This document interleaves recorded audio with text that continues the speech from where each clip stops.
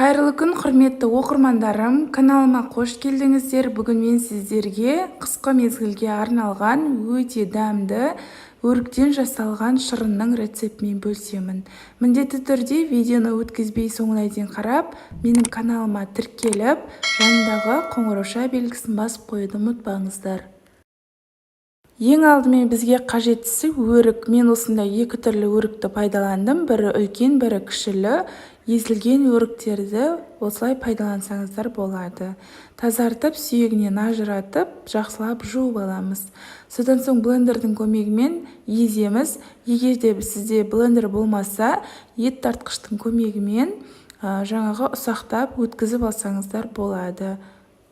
Видеода көріп тұрғандарыңыздай, азғантай ғана уақытта осылай тез арада езіп алдым.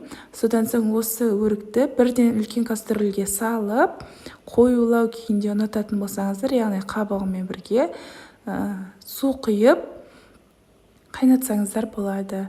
Мен олай ұнатпағандықтан осылай сүзгіштің көмегімен толықтай сүзіп алдым. Және де жоғарғы қалған бөлігі, яғни қабығын, соңғы қабығы осылай бөлек ыдысқа салып, барлығын осы әдіспен жасап алдым. Және де менің каналымның алға қарай дамып жылжуына өз үлесіңізді қосып, міндетті түрде осы видеоға лайк басып, комментарий бөлімде өз пікіріңізді қалдырып, және де менің каналыма тіркелмесеңіз, подписаться батырмасын басып, тіркеліп алуларыңызды сұраймын. Осындай бір үлкен ыдыста шықты. Енді үлкен кастрөлімізге осының барлығын құямыз. Және де салқын су құясыздар. Бұл жерде мен 3 есе көп құйдым.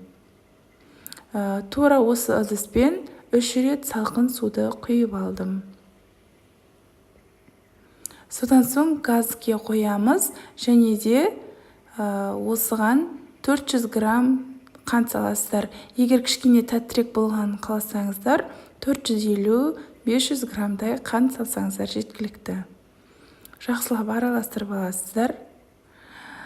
Кішкене қайнайтын уақытында осындай бетіне көбік шыға бастайды. Жаңағы өрікті біз бір ыдысымыздан алдық. Егер сіз өзіңіздің ыдысыңызбен есептейтін болсаңыз, сізде қанша мөлшерде өрік шықты, сонша рет 3 есе су құясыздар. Содан соң банкаңызды шәугімнің басында немесе осындай мантоваркада булап алсаңыздар болады.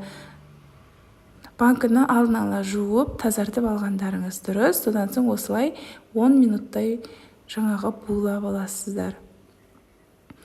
Қайнайтын уақытта кішкене басын көбіктері шыға бастайды.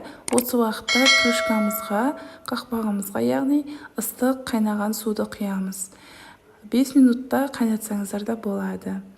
Осылай бір қайнағаннан соң оттың астын өшіріп, көбіктерін алып тастаймыз. Содан соң жаңағы стерильденген банкімізге осы компотты ыстықтай құятын боламыз.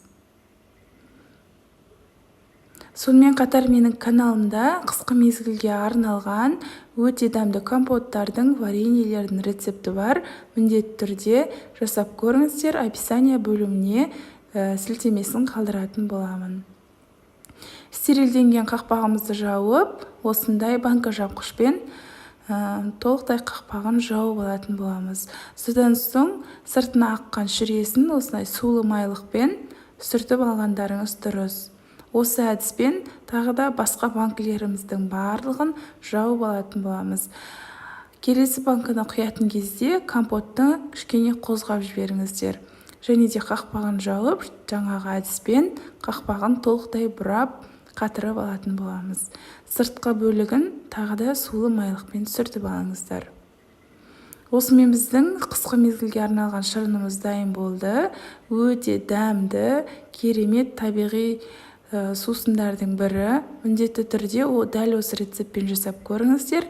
Сіздің отбасыңызға ұнайды деген ойдамын. Видеоны соңына дейін қарағаныңызға рахмет. Міндетті түрде каналыма тіркеліп, осы видеоны WhatsApp желісінде достарыңызбен бөлісіп қоюды ұмытпаңыздар.